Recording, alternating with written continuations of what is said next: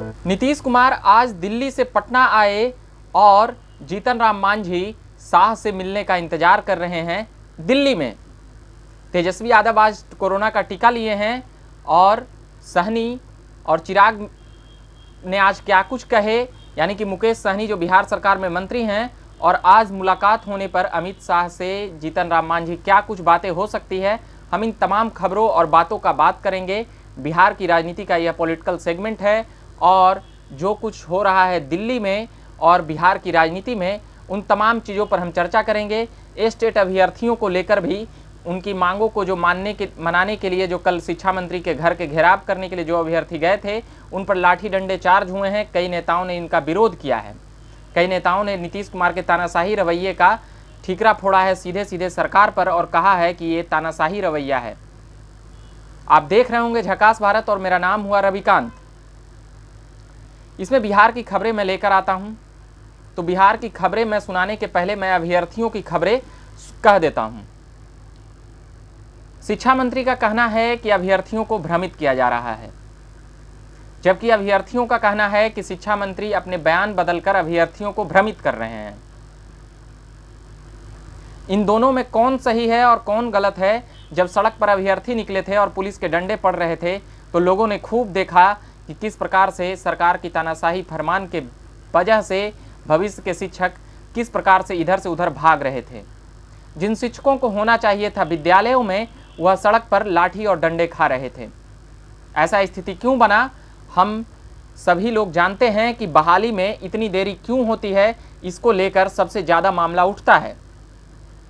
अगर बहाली का कोई समय अवधि तय हो तो फिर बहुत कुछ बातें समझ में आती है। यह अभ्यर्थियों की बातें हैं। अभ्यर्थी लगातार अपनी बातों को उठा रहे हैं कि जो मेरिट लिस्ट में आए हैं और जो नॉन मेरिट हैं, ऐसा न करे सरकार, क्योंकि स्टेट पास अभ्यर्थी यह कह रहे हैं कि हम लोगों की भी बहाली का हिस्सा लिया जाए, क्योंकि नोटिफिकेशन के जरिए और शिक्षा मंत्री ने कहा था कि सबकी बहाली होगी। शिक्षा मंत्री ने अब कहा है कि 7वें चरण की बहाली में उन सभी अभ्यर्थियों का पूरा होगा। शिक्षा मंत्री और आयोग का यह भी कहना है कि जो मेरिट लिस्ट है वह ऐसे भी जो ऊपर से स्टूडेंट रहेंगे उनको पहले लिया जाएगा, यानी कि जिनका नंबर अधिक रहेगा। एक और बेसिक है, स्नातक नंबर और परीक्षा का नंबर जोड़ करके तमाम बीएड, स्नातक और स्टेट का नंबर जोड़ करके बहाली में भी लिया जाएगा। अलग अलग बातें हैं, इससे मामले घाल-मेल में आ जा रहे हैं। अभ्यर्थी भी असमंजस में हैं और शिक्षा मंत्री जी बयान नहीं बदलिए तो ज़्यादा बेहतर होता है। बयान को इस प्रकार से कहिए कि अभ्यर्थी सीधे समझ जाए कि आखिर आप कहना क्या चाह रहे हैं। बहाली लेने की भी बात कह रहे हैं और उनकी बहाली नहीं होने की भी बातें सामने आ रही है, तो ज़्यादा अभ्यर्थी संशय में आते हैं। हम उम्मीद करते हैं कि शिक्षा मंत्री और सरकार, आयोग तमाम चीज़ें मिल करके अभ्यर्थियों के मामले को सुलह करेंगे और अभ्यर्थियों की मांग है नियुक्ति पत्र की, उस नियुक्ति पत्र को वह सुनेंगे। बिहार की राजनीति में आज क्या कुछ हुआ दिन भर दिल्ली से लेकर पटना तक, हम वो अभी बात करेंगे। उससे पहले यह बता देते हैं कि बिहार के विपक्ष के नेता तेजस्वी यादव कोरोना का टीका लेते हुए नजर आए और उनके भाई तेज प्रताप यादव भी दोनों ही साथ में टीका लेने गए थे। स्पुतनिक टीका लगाए हैं उनका कहना था, और अब इसको लेकर भी सियासत हो गया है कि स्पुतनिक टीका तो वह विदेशी है, वह रूस का है, तो फिर यह विदेशी टीका क्यों लिए हैं? जबकि कोई भी टीका लें, टीका है, चाहे वह कोविशील्ड हो या कोवैक्सीन हो या स्पुतनिक हो। मगर पहले तेजस्वी यादव 4-5 महीने पहले कह रहे थे कि हम टीका नहीं लेंगे, यह टीका का एक कार्यक्रम करा करके आयोजन कराया जा रहा है। फिर बाद में उन्हीं की पार्टी कार्यकर्ताओं ने भी आलोचना की और उन्हीं के कई विधायक और नेता ने भी टीका लेने पर जोर दिया। तब तेजस्वी यादव की आंखें खुली, मगर देर जागे दुरुस्त जागे। वैक्सीनेशन को लेकर और कोरोना वैक्सीन को लेकर जो अफवाहें फैलाई जा रही है विपक्ष के नेता की ओर से, तो उन्हें कह दें कि वो ऐसी अफवाह नहीं फैलाएं। इससे न केवल जो इस कार्यक्रम का जो एक स्वरूप चल रहा है, जल्द से जल्द इस देश में टीका पूरा करना है, ऐसे ही लोगों में एक असमंजस है, यह एक गलत धारणा, एक गलत मैसेज जा चुकी है। वो सभी लोग अपने दिमाग से सारी बातें निकाल दें, क्योंकि कोरोना के टीका लेने के बाद वैसा कुछ नहीं होता है जैसा कि डॉक्टरों का यह कहना है। जो 2-3 दिनों की फीवर आती है वह हो सकती है, हर किसी को नहीं आ सकती है।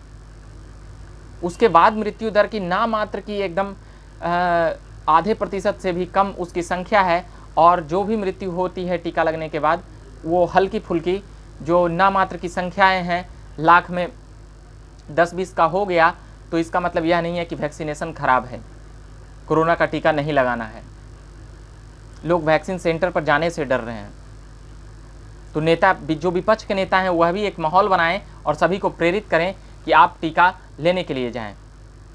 हम उम्मीद करते हैं कि सभी लोग टीका जल्द से जल्द लगवाएंगे, और जो यह राजनीतिक सियासी बयान है कि तेजस्वी ने विदेशी टीका लगाया है, तो हम यह कह दें कि ऐसे बयान न दें, इससे राजनीतिक रोटियां सेकी जा सकती है, बल्कि समस्या का हल समाधान नहीं किया जा सकता है।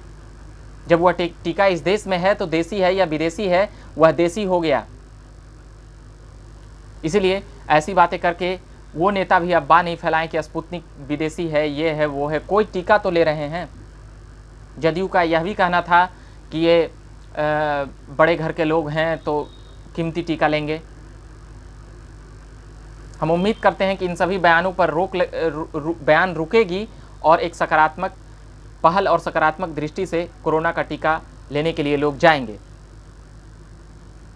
आज दिल्ली से बिहार के मुख्यमंत्री नीतीश कुमार आए हैं आंख का ऑपरेशन करा करके। आने की खबर 1 जुलाई 2 जुलाई की थी, मगर 30 जून को ही आते हुए नजर आए बिहार के मुख्यमंत्री। पत्रकारों ने घेर लिया तो वह कहे कि ऑपरेशन तो सफल रहा, मगर ज़्यादा सवालों से बचते हुए नजर आए और सीधे गाड़ी उनकी बढ़ जाती है। वहीं एक पूर्व मुख्यमंत्री जीतन राम मांझी दिल्ली में बैठे हुए हैं कि कैसे अमित शाह से मिला जाए। आखिर बात क्या है? एक बैठक होने वाली थी कल, जो वह बैठक नहीं हो पाई किसी कारण की वजह से। उसमें अमित शाह और भूपेंद्र यादव और भी नेता आने वाले थे, और उसमें जीतन राम मांझी के बेटे जो बिहार सरकार में मंत्री है, वह भी उस बैठक के हिस्सा होने वाले थे, संतोष कुमार सुमन।